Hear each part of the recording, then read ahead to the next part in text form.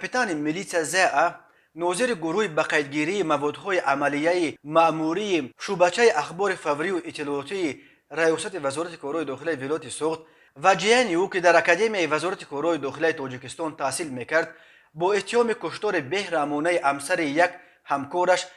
و سوی قصد به کشتن دو فرزند خردسال او دستگیر شدند. بنا به اطلاع دریافتی پایگاه خبری بامداد زا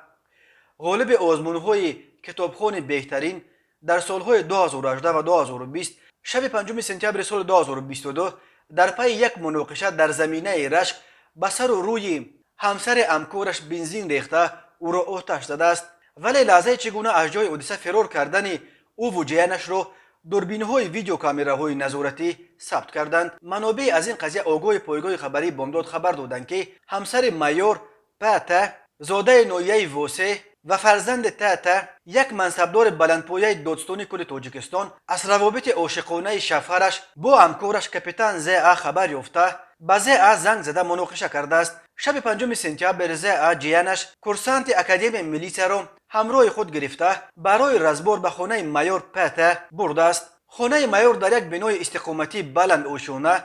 در میکروریون 19 شهر خوجند می باشد. خود مایور آن شب در خانه نبوده است. زا به خانه در اومده با همسر پاتا جنجال کرده است و سپس در سر قهر به سر روی او بنزین ریخته او را آتش زده است. بعد این زا و جیانش همسر و دو فرزند خردسال مایور را در آن خانه گذاشته در را بر رویشان محکم کردند و جای حادثه را ترک گفتند. همسر پاتا بر اثر سوختن اعضای بدنش به هلاکت رسیده است، ولی خوشبختانه همسایه ها صدای داد و فریاد را شنیده به کمک رسیدند و توانستند فرزندان این زن را که نیز اعضای بدنشان سوخته بود از آن خانه بیرون آورده به بیمارستان انتقال دهند. لحظه به خانه در آمدن و از آنجا بر آمدن زا و جیان او را دوربین‌های ویدیو کامراهای نظارتی ثبت کردند و آنها را الکی بعد ساعت بر اساس همین ثبت‌ها معاین و دستگیر کردند. به زا و جیان او که یک دختر جوان و دانشجوی اکادمی وزارت کارهای داخلی بوده است برای کشتار همسر همکارش